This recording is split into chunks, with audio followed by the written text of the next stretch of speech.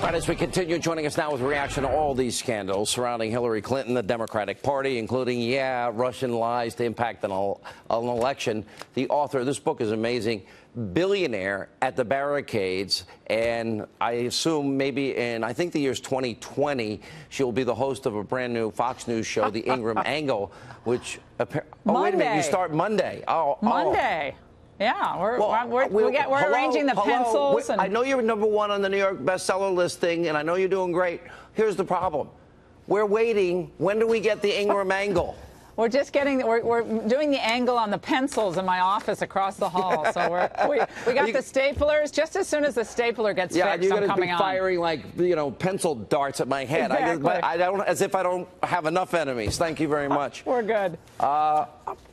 I just can't get over how they used Russian lies with Fusion GPS to influence the election, and how everybody now has gone silent on Russia. Now that they know, and we've been saying this is going to boomerang back. Never mind, they knew Putin had infiltrated the country and everybody had knowledge of it. FBI had it, Eric Holder had it, the president probably had it, Obama in his presidential daily briefings. I cannot believe the degree of lying, hypocrisy, and frankly, they put this country in danger.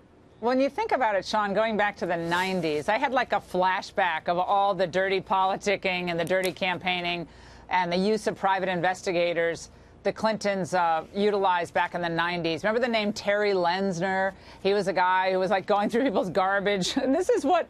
Secret police.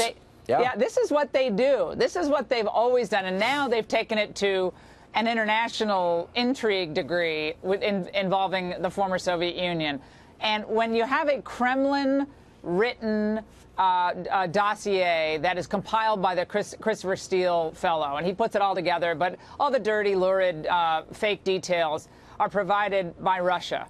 The idea that the highest level of the Clinton campaign, and perhaps even Hillary herself, didn't know about its provenance, didn't know where it came from, that just doesn't pass the straight face test. I mean, I guess we have to hear from Mrs. Clinton. I want a real interview with her, not an interview with a favorable journalist, but she should come on and talk to a serious journalist about what she knew and why this proceeded this way. Well, she's afraid. Yeah, well, of course, and she's compromised. I mean, she was lashing out at me by name, Fox News Channel by name, just this week.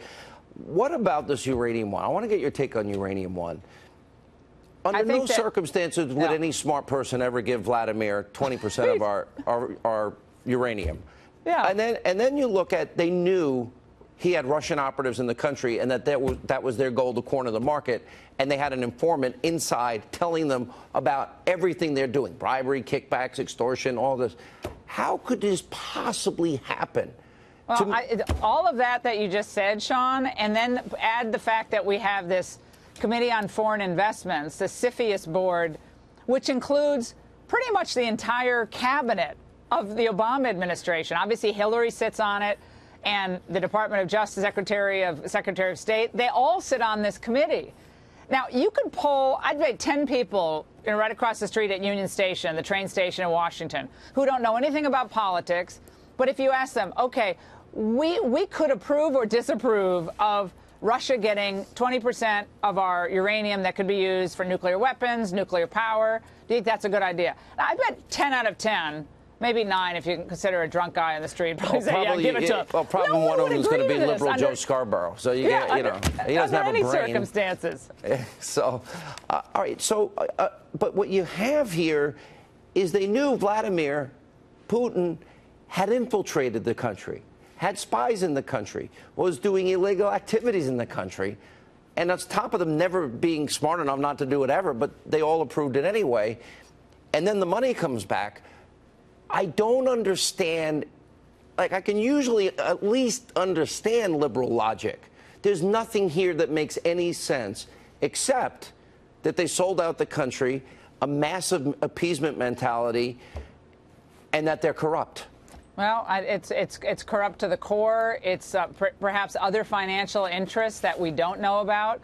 I think there's a lot that we just don't know. I think there are a lot of pieces to this puzzle, Sean, that we still don't know. We did not have a Justice Department that really wanted to be transparent in the way they handled this case that it has many different aspects to it. They didn't want an informant to testify to Congress. There was no real congressional oversight of this deal. Again, on its face, it's ludicrous that we ever would have approved this, just on its face. But the fact that they're accusing Trump of collusion when all this was happening, that is what truly makes, I think, Americans who are tuned into this really sick. Well, congrats on the book, Billionaires at the Barricades, New York Times bestseller. Thank you. Are you really showing up to work Monday, or is this all one big joke? Because I've never seen anybody sign a contract and never show up to work. You never show up at work. What is up with that? Maybe the week after. I'm just doing a very zen approach to my Fox show. It's just I have to breathing exercises before I start. You're like O'Reilly, but O'Reilly took off, but he had worked here 20 years. You're taking as many days off as him. What is up with that? That is a low blow. I am not. I am working hard across the hall on my desk. Okay, so we're going to really see you Monday. You promise? Monday. And are you going to pass? Are we going to pass like I'm gonna pass. A drink through the... I'm going to say, there's an empty chair. She didn't show up. Hannity has an extra hour. You got to hand me something. Kilmeade will fill in because Kilmeade's on every other hour of the day. So, all right, the Ingraham Angle starts Monday.